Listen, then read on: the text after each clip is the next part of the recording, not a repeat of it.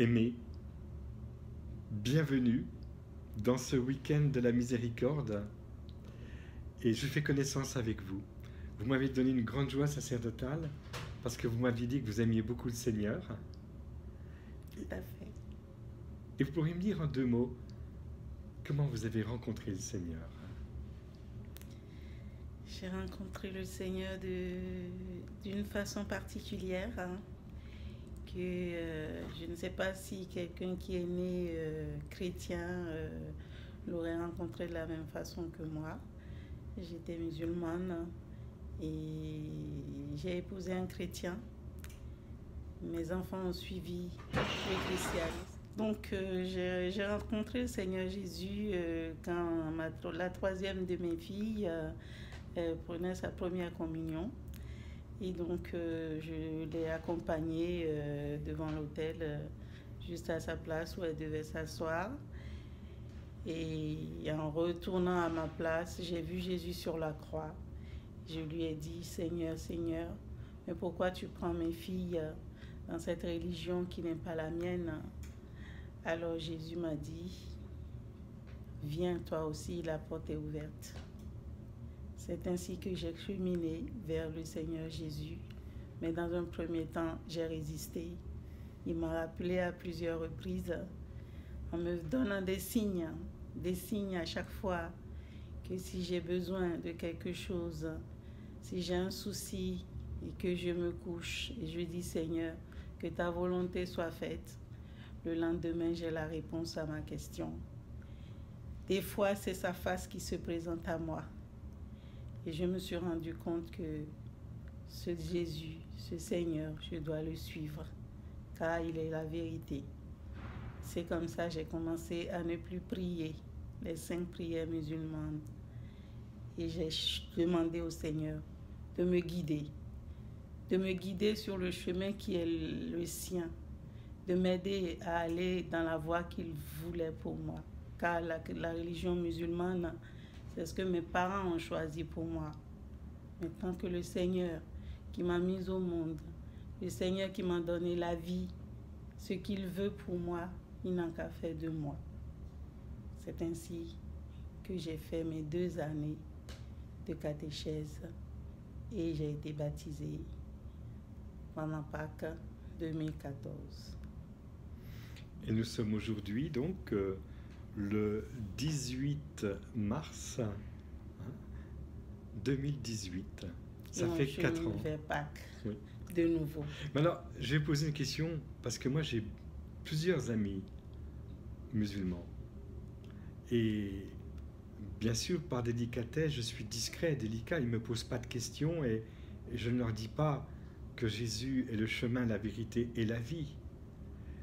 Est-ce que vous auriez un conseil à me donner, à moi qui suis prêtre et qui ai vécu des décennies entières en présence de ces amis musulmans? Quelle attitude avoir à votre avis?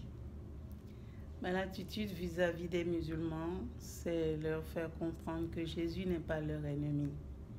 Que Jésus, il est pour tout le monde. Que ce n'est pas parce qu'ils auraient accepté Jésus que forcément ils auraient renié le prophète Mohammed. Le prophète Mohammed a eu son vécu sur terre, a apporté sa vérité, mais Jésus est la vérité, la vie et le chemin. Et avec lui, on n'a jamais peur. S'ils ne se sentent pas capables de quitter leur religion, qu'ils continuent, mais qu'ils ne renient pas Jésus. Jésus a existé, Jésus continue d'exister et Jésus existera toujours. Même dans le Coran, le nom de Jésus est cité. Donc il n'est pas inconnu. Dans le Coran, la mère de Jésus, Marie, est citée.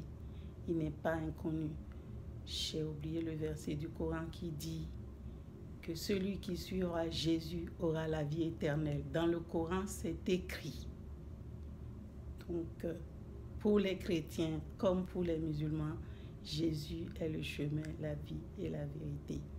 Pour les musulmans, il suffit de leur dire d'accepter Jésus et autant les autres religions comme des frères et sœurs, des amis. Et avec Dieu, grâce à Jésus, grâce à votre baptême, est-ce qu'il y a un climat de relation qui s'est instauré et qui a bougé en vous, qui est nouveau depuis votre baptême? Oui, un climat de relation dans le sens où je prends les choses avec philosophie. Je prends moins les choses à cœur, surtout en ce qui concerne les personnes qui ne sont pas de ma famille. Avec ma famille, je suis plus dure parce que j'essaie de comprendre pourquoi ils ne suivent pas ce chemin de Jésus. D'autant plus que j'ai une sœur qui a été à la Mecque, elle a déjà. C'est Jésus qui lui a révélé son cancer du sein. C'est elle qui me l'a raconté. Jésus est venu dans sa chambre, entouré de bougies, lui a annoncé son cancer du sein. Et le jour où elle s'est levée, qu'elle a touché le sein, qu'elle a vu le cancer, même les médecins ne l'ont pas vu. Et finalement, c'est grâce à Jésus qu'elle a été sauvée de ce cancer-là. Elle est en rémission aujourd'hui. Je peux en parler. Tout ce que je veux dire au monde entier, Jésus n'est pas notre ennemi. Jésus est notre ami. Et vous avez reconnu que Jésus est le Fils de Dieu, Dieu qui s'est fait homme. C'est énorme cette affirmation. Comment on peut basculer d'une foi issue d'un appui coranique à une foi à partir de la parole de vie, la Bible? Parce que quand je venais à l'église avec mes filles, il y a quelque chose qui se passait en moi que je n'ai pas ressenti dans la religion musulmane. Et cette chose-là, c'est juste au moment où les prêtres soulèvent l'Eucharistie. À ce moment-là, je ressens une fièvre, une chaleur qui monte, des larmes qui coulent. À ce moment-là, je n'étais pas encore chrétienne. J'étais toujours musulmane. Je faisais encore mes 5 prières, mais j'accompagnais mes filles parce que j'étais leur mère. Donc, à partir de ce moment, je sentais une vibration, je sentais quelque chose qui se passe. Alors, j'ai voulu connaître ce Jésus. Quand il m'a appelée, je n'ai pas fermé la porte. Ce qui m'a permis de le connaître et d'aller de l'avant jusqu'à mon baptême. Alors, ce qui veut dire que pour moi qui suis prêtre, qui ai des amis dans l'islam, je n'ai qu'à prier pour eux afin que Jésus fasse la démarche. Afin que Jésus fasse la démarche de les ramener à la maison comme le fils prodigue. Mais c'est très beau ce que vous dites là. Et oui, que Jésus fasse la démarche comme dans les chansons quand on dit de guérir les malades, de ramener les pécheurs. Exactement de la même façon, il sait le faire. Mais quand vous étiez musulmane, vous aviez conscience que vous étiez pécheresse aussi, que vous aviez besoin d'être pardonnée de vos fautes? Tout à fait. Mais vous ne saviez pas si vous étiez pardonnée avec... Je ne sais pas si j'étais pardonnée. Toujours est-il qu'à chaque fois que je prie, je demande pardon. Donc je ne sais pas si j'étais pardonnée. Mais à la rencontre de Jésus, je sens quand même que je suis pardonnée. Je l'ai senti, je le sens à chaque fois. C'est comme ça que je vous ai rencontré dans le sacrement de la réconciliation. Exactement. On peut le dire ça. Hein? On peut le dire. C'est un grand cadeau qui est fait dans le christianisme. Hein? Et que le prêtre a pleuré quand je lui ai fait ma révélation. Mais oui, vous m'avez fait pleurer, mais c'est évident.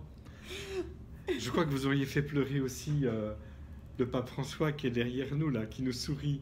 Hein? Et oui, pourquoi pas. Et je voulais vous demander, bien simplement, Jésus, il est humble,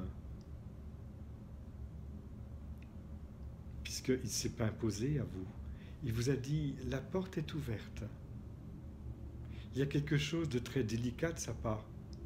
C'est l'amour qui fait les premiers pas, mais qui, en même temps, jamais ne s'impose. Il laisse libre.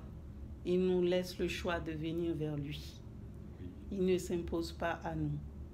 Parce que le premier jour où j'allais commencer mon catéchèse, ce jour-là, quand je partais de chez moi, je lui ai demandé que ta volonté soit faite. Si je dois aller dans ce chemin-là, si je dois suivre cette voie de christianisme, Seigneur, fais en sorte que j'aille à ce premier rendez-vous Et si je vais à ce premier rendez-vous, j'irai au bout de mon baptême.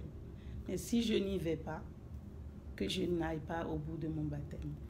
Alors, en quittant chez moi, pour monter sur la Nationale 20, il y a un gros camion.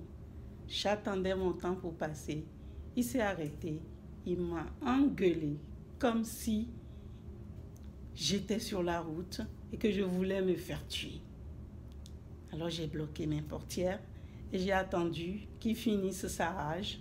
J'ai recommencé de nouveau, Seigneur, que ta volonté soit faite. Si je dois suivre le christianisme, fais en sorte que j'aille à ce premier rendez-vous. Sinon, fais-moi retourner. Alors je suis allée au premier rendez-vous et je suis allée jusqu'au bout de mon baptême. J'ai eu tous les sacrements de l'Église et je suis heureuse de faire partie de cette famille chrétienne. Vous avez dû être surprise en découvrant les écrits, les évangiles, les lettres de Paul, les lettres de Jean, l'Apocalypse. Quand on vient de l'islam, comment ça se passe en découvrant tous ces écrits? Mais c'est des écrits qui peuvent se recouper avec le Coran. Sauf que ce n'est pas dit de la même façon. Mais alors, je vais être un petit peu taquin. Dans les textes produits par ordinateur, il y a une manœuvre qu'on appelle copier-coller. Est-ce que vous n'avez pas l'impression que quand on lit certains sourates, parce qu'il y a des belles choses parfois, des très belles choses dans les sourates, hein, qu'il y a un copier-coller de textes antérieurs, et puis alors ils disent que c'est eux qui ont reçu cette révélation, mais en fait la paternité de ces très beaux textes nous viennent de beaucoup plus loin. Je suis d'accord avec vous, dans la mesure où mon père était imam, et je l'ai toujours vu tous les dimanches discuter avec le pasteur du quartier. Tout le temps, ils s'engueulent, ils se disputent par rapport à tel verset, tel autre verset. Et puis, ils partent chacun de leur côté. Et chaque dimanche, ça se reproduisait à chaque fois. Ça m'amusait quand j'étais enfant. Je me demandais ce que mon père musulman faisait avec un pasteur chrétien. Et puis aujourd'hui, moi, j'ai épousé un chrétien. Je suis venue à la religion chrétienne. Et beaucoup de fois, Dieu sait combien de fois l'évangile me parle. Et à chaque fois que j'écoute l'évangile, c'est comme si Jésus était là et répondait à mes questions. D'accord.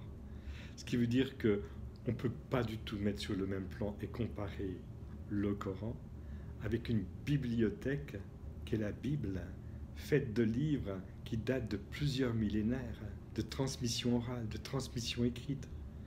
Il s'inspire du Coran, le Coran s'inspire de la Bible, mais ce n'est pas du tout la même chose. Ça, c'est sûr, c'est pas la même chose. La seule différence que les musulmans, ils rejettent totalement ceux qui sont chrétiens. Et j'ai l'impression que les chrétiens sont beaucoup plus ouverts. Oui. Et je vais vous poser une autre question, un peu pénible pour moi qui suis prêtre. Je prie beaucoup pour les drames que nous vivons au Moyen-Orient. Bon, la charia, vous savez ce que ça veut dire. Comment les musulmans, qui étaient comme vous, dans une droiture de vie, comme votre papa, imam, perçoivent ces événements qui parviennent aux informations de plus en plus, qu'on peut même voir filmés? Ben, mon papa, malheureusement, il est décédé depuis bientôt 40 ans. Et tout ce que je sais, c'était un homme moderne. Il était expert comptable, même quand il était imam. Mais c'est un papa qui nous disait, voilà, vous pouvez mettre vos mini-jupes quand vous allez au cinéma, quand vous allez avec vos copines. Mais sachez que pour faire la prière, vous devez vous habiller décemment. Donc, ce n'est pas quelqu'un qui était fermé. Oui. Il était très, très ouvert. Mais je sais qu'il n'était pas pour la charia. Parce que ses propres enfants, ils ne nous frappaient pas, alors qu'à l'époque, on frappait des fessées et tout ça. J'en ai pas connu. D'accord. Voilà, donc il n'était pas pour la charia. Mais dans le climat de l'islam, où vous avez baigné durant tant d'années avant de devenir chrétienne, vous étiez choquée de ce qui se passe par l'islamisme? Je suis toujours choquée. Au jour d'aujourd'hui, je suis encore choquée par ce qui se passe dans l'islam. Je suis encore choquée, même dans ma propre famille, que des personnes ne me parlent pas ou ne veulent pas parler à mon mari juste parce qu'il est chrétien. Ça, c'est un truc que je ne comprends pas. Je suis encore choquée. Et c'est un être humain, il n'a rien fait. Il a une religion, on a le droit d'avoir ses convictions. Donc, je suis encore choquée qu'on pense comme ça en plein 21e siècle. Vous savez que nous avons en commun un métier. Vous êtes infirmière. Et moi, j'étais infirmier avant de devenir théologien. Est-ce que vous permettez que je vous demande de prier pour moi quelques instants? Recevoir la prière d'une femme chrétienne, théologienne par son baptême, par son union à Dieu, par sa vie de sainteté. Et je vous accueille maintenant. Que cet honneur me soit donné. Seigneur Jésus, à travers moi, je vous demande de mettre votre lumière sur Père Jean-Louis, c'est ça? Votre lumière sur Père, et de le guider tout au long de son sacerdoce, afin qu'il puisse veiller sur toutes les personnes que vous lui enverrez. Je vous demande, Seigneur Jésus, de rester auprès de lui à tout moment de sa vie. Marie, Mère de Dieu, intercède auprès de ton Fils pour que Père Jean-Louis mène jusqu'à la fin de ses jours son sacerdoce. Amen. Amen. La paix soit avec vous. Amen, mon Père. Un immense merci. Merci à vous. Et vous êtes d'accord que je le présente dans ma chaîne YouTube? Vous pouvez le présenter. Hein? Voilà. Certaines personnes on ne va vont pas vous le retrouver voir. parce qu'on ne saura pas qui vous êtes et d'où vous êtes. Ah, donc on ne verra pas? On vous verra, mais pour trouver la personne, il faut le faire quand même. Mais les gens qui me connaissent me verront. Oui, mais vous pas regarder ma chaîne. Allez. Merci, mon Père.